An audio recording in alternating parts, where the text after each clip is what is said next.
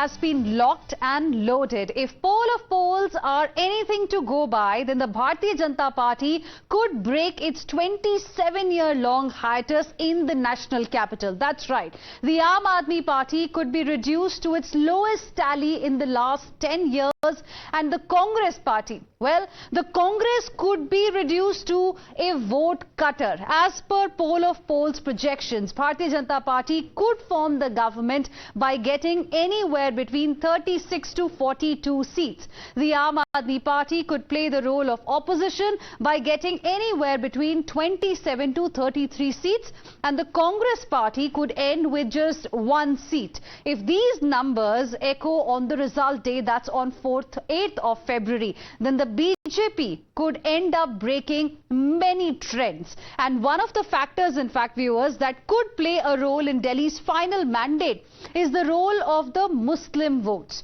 Today, viewers, a video by a long time and a vociferous critic of the Bharatiya Janata Party, Maulana Sajid Rashidi, is being cited by the BJP to question the Aam Aadmi Party and the Congress Party, and what the BJP brands as the so-called secular parties. In this video that we are now going to play for you, that the BJP is citing the president of the All India Imam Association, Maulana Rashidi, is flaunting his vote for the Bharatiya Janata Party. That's right.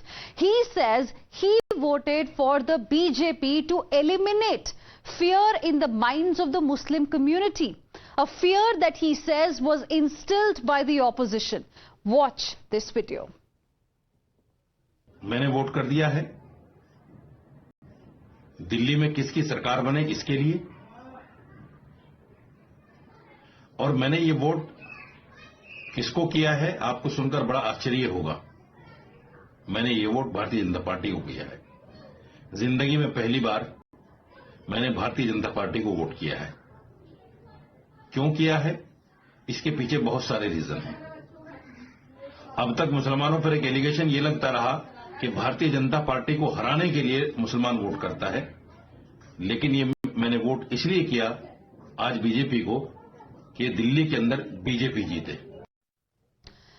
Viewers, now Maulana Sajid Rashidi is known for his controversial and communal comments, and today when he is declared support for the Bharatiya Janata Party, what does it really indicate?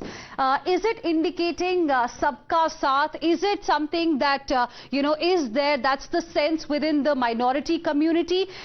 Is it an individual's viewpoint, or does it reflect the larger sentiment that prevails in the Muslim community? Times Now's national editor Pranesh Kumar Roy, in fact, questioned Maulana Rashidi and asked him if he is under any duress, if he is being pressurized to back the Bharatiya Janata Party. Before we, get you that exclusive conversation, this is what he had to say. I have not surrendered before the BJP. Opposition misleads the minority community. Now, these are his words, Maulana Sajid Rashidi. Opposition fear-mongers in BJP's name. Now, this is what he has to say. He also said that Muslims are told that they must defeat the Bharatiya Janata Party. And he also said, we are told BJP will snatch our rights. Now, this is what he told my colleague Pranesh Roy. Listen in to this exclusive conversation.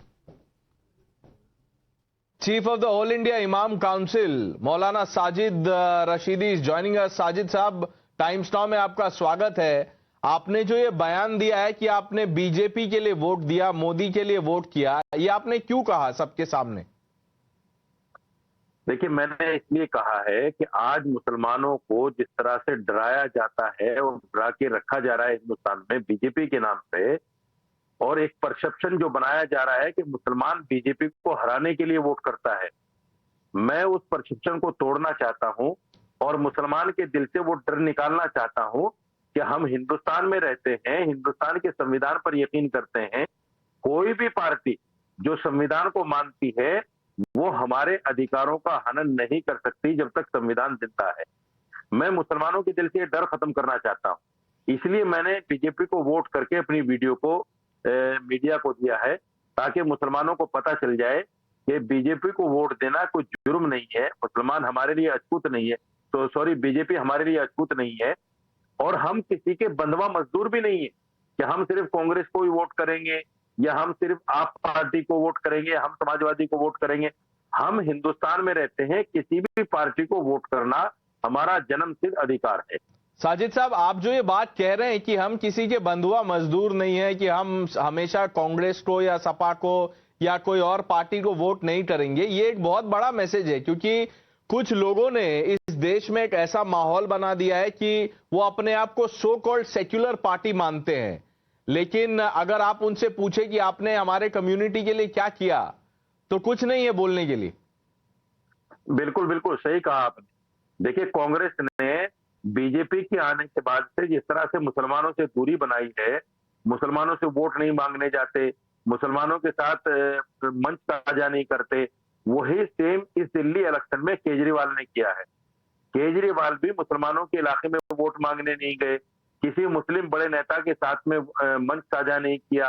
तो जब मुसलमान इतना बुरा है आपके लिए कि आप मंच भी साझा नहीं करना चाहते, आप जो है मुसलमान के महल्ले में वोट मांगने नहीं जाना चाहते, तो फिर आप मुसलमानों को बंधुआ मजदूर कैसे समझ सकते हैं?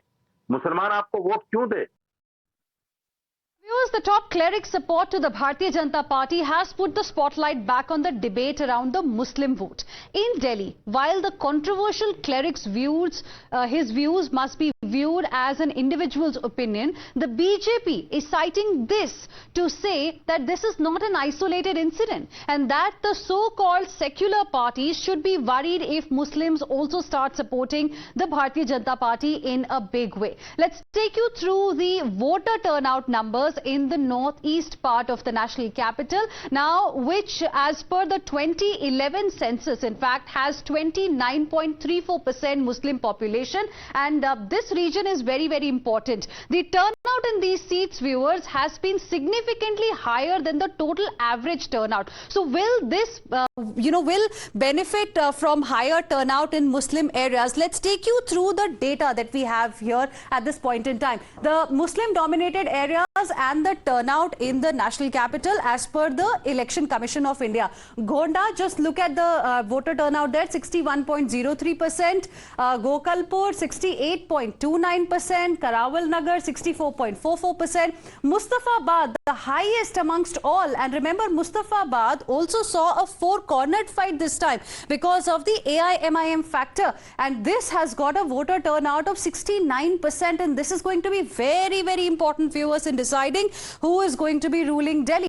Sirampur 68.70%, Northeast Delhi 66.25%. So this is the kind of voter turnout, viewers, we have seen in the areas which have high Muslim population. Now, how did Muslims vote in 2020 and the 2025 elections? Will there be a change in the Muslim vote pattern? Has the Muslim vote split this time with the entry of the AIMIM? And did BJP manage to woo Muslims? Let's take a look at the Muslim vote trend over the last two elections here. Now, this is the comparison that we have for you.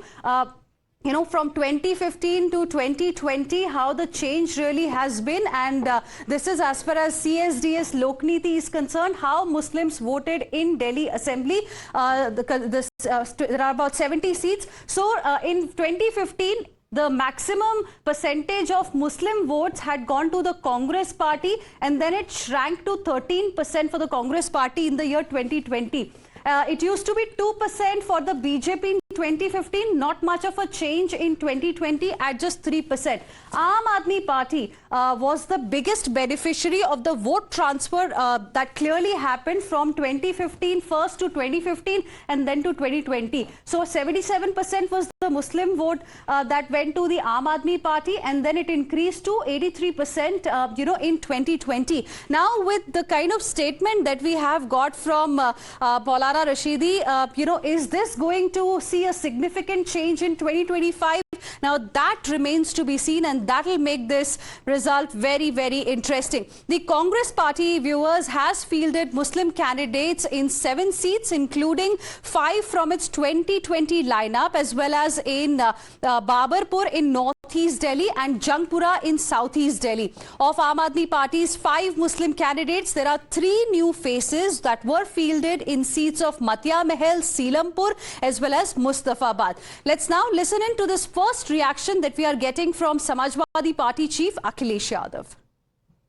आपका vote खराब नहीं होना चाहिए। BJP को हराने के लिए एक-एक वोट आप आम आदमी पार्टी के चुनाव चिन्ह पे पड़ना चाहिए।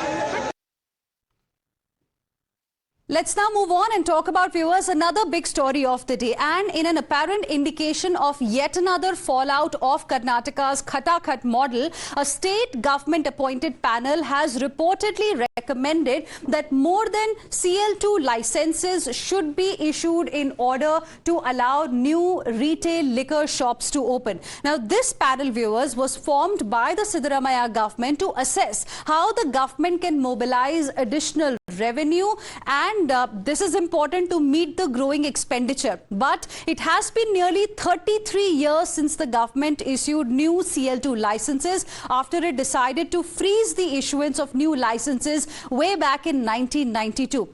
The panel, headed by a retired IAS officer, has submitted the interim report to the government. The recommendation is said to have miffed the wine merchants, as they are of the opinion that issuing new CL2 licenses may impact the small liquor stores quite badly. In fact, on the other hand, viewers, the Bharatiya Janata Party has attacked the state government, citing a massive hike in cost of birth as well as death certificates, which has been claimed to have jumped from 5 rupees to 50 rupees. Karnataka BJP leader, in fact, Mr. Patil, flagged the alleged hike in his social media post, calling it another blazing example of what happens when a government for the rich is elected.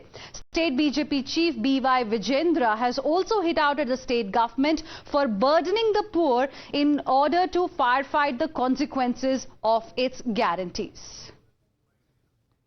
Say, always keep telling the present Congress government here in Karnataka is unable to run the government because of their guarantees. They are unable to raise the resources. So they are trying to find all the sources to raise their revenues. This is the most unfortunate part. The poor people are suffering because of this Congress government.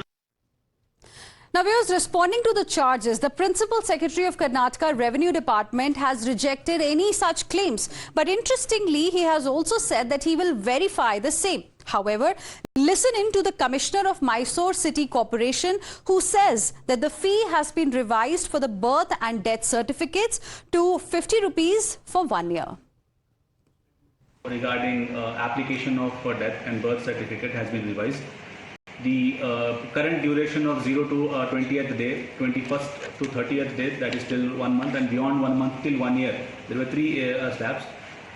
Presently, the applicant has to pay 50 rupees for availing the birth and death certificate. If the delay is above 20 days till 30th day, he has to pay another 20 rupees. If the delay is beyond 1 month till 1 year, another 50 rupees.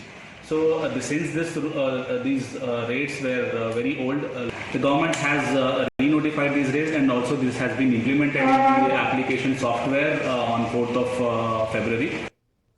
Let's now go across to my colleague Deepak Bopanna joining us on the broadcast for more on this. Deepak, yet another example of how perhaps the rising expenditure is leading to impact on the taxpayers, isn't it?